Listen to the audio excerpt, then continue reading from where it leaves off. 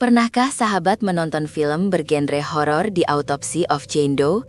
Siapa sangka jika film tersebut terinspirasi dari kisah nyata. Film The Autopsy of Jane Doe membangun misteri utamanya dari sosok mayat perempuan tanpa identitas yang ditemukan di lokasi pembunuhan brutal, namun tubuhnya terlihat utuh dan tanpa tanda perlawanan. Ketika proses autopsi dimulai, ayah dan anak tersebut menemukan banyak kejanggalan, organ dalam rusak parah, tulang-tulang patah, dan luka bakar dari dalam tubuh, tetapi kulit luarnya sama sekali tidak menunjukkan bekas cedera. Ketidaksesuaian ini memunculkan pertanyaan besar tentang apa yang sebenarnya dialami Jane Doe sebelum kematiannya. Misteri semakin dalam saat berbagai fenomena aneh mulai terjadi di ruang autopsi, seolah-olah mayat tersebut hidup dan berinteraksi dengan lingkungan sekitar. Petunjuk simbolik, luka ritual, serta benda-benda tersembunyi di dalam tubuh Jane Doe mengarah pada praktik penyiksaan kuno yang berkaitan dengan tuduhan sihir. Dari sini terungkap bahwa Jane Doe kemungkinan besar adalah korban perburuan penyihir, namun kutukan dan penderitaannya justru terperangkap dalam tubuhnya hingga melampaui kematian. Misteri terbesar film ini terletak pada pertanyaan, apakah Jane Doe benar-benar penyihir atau hanya manusia tak bersalah yang dikutuk oleh kekejaman manusia? Film tidak memberikan jawaban mutlak, melainkan menyiratkan bahwa kekuatan jahat yang muncul berasal dari penderitaan ekstrim dan ketidakadulan yang ia alami. Ketidakpastian inilah yang membuat teror terasa lebih dalam, karena horor sejati bukan hanya makhluk supranatural, tetapi dosa dan kekejaman manusia yang meninggalkan luka abadi. Film The Autopsy of Jane Doe sering dikaitkan oleh penonton dan penikmat teori konspirasi dengan sebuah kasus nyata yang terjadi di Pegunungan Ural, Rusia, pada musim dingin tahun 1959, yang dikenal sebagai insiden Dyatlov Pass.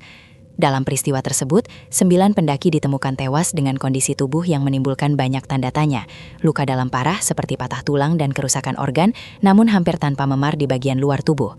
Kejanggalan medis inilah yang memicu spekulasi luas, mulai dari fenomena alam ekstrim, eksperimen militer rahasia, hingga kekuatan yang tidak dapat dijelaskan secara logika. Meski tidak pernah dikonfirmasi secara resmi bahwa film ini adalah adaptasi langsung dari kasus Dyatlov Pass, kemiripan temanya sangat mencolok. Penderitaan ekstrim yang tidak tercermin pada luka luar, misteri medis yang melampaui penjelasan ilmiah, serta atmosfer ketakutan yang lahir dari ketidaktahuan. Seperti Jane Doe, para pendaki Rusia tersebut meninggalkan teka-teki yang hingga kini belum sepenuhnya terpecahkan, menjadikan keduanya sama-sama simbol horor yang berakar pada luka tersembunyi dan kebenaran yang terkubur. Narasi ini memperkuat kesan bahwa The Autopsy of Jane Doe bukan sekedar film horor supranatural, melainkan refleksi dari ketakutan manusia terhadap misteri nyata yang pernah terjadi. Ketika sains gagal memberi jawaban, ruang kosong itu sering diisi oleh mitos, kutukan, dan kengerian, membuat batas antara fakta dan fiksi menjadi semakin kabur, dan horor terasa jauh lebih nyata. Berikut adalah kisah insiden Dyatlov Pass selengkapnya. Bayangkan kalian menemukan sesosok tubuh di tengah hamparan salju yang sunyi. Kulitnya tampak mulus tanpa goresan berarti. Namun saat diperiksa lebih dalam, tulang-tulang di dalamnya hancur lebur, seolah baru saja ditabrak truk berkecepatan tinggi.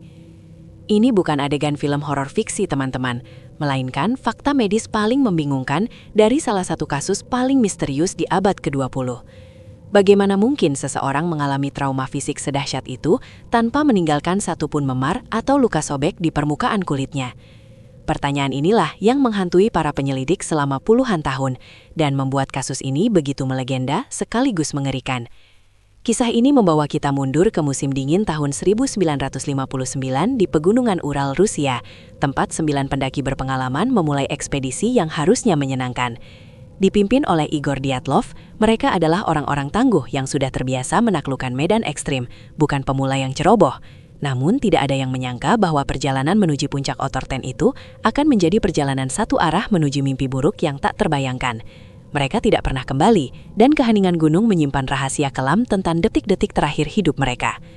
Ketika tim penyelamat akhirnya menemukan perkemahan mereka, pemandangan yang tersaji sungguh di luar nalar dan memicu rasa takut yang instan. Tenda mereka ditemukan dalam kondisi tertimbun salju, dan yang paling janggal, tenda itu dirobek dari dalam menggunakan pisau. Bayangkan kepanikan macam apa yang membuat 9 orang terlatih nekat merobek tempat berlindung mereka sendiri dan berlari keluar ke dalam kegelapan malam bersuhu minus 30 derajat Celcius, sebagian besar tanpa alas kaki dan hanya mengenakan pakaian tidur tipis. Awalnya, penemuan mayat-mayat pertama di dekat hutan hanya menunjukkan tanda-tanda hipotermia yang tragis, tetapi wajar mengingat cuaca ekstrim saat itu. Namun, atmosfer berubah menjadi horor murni ketika 4 mayat terakhir ditemukan 2 bulan kemudian, terkubur jauh di dalam jurang yang tertutup salju tebal.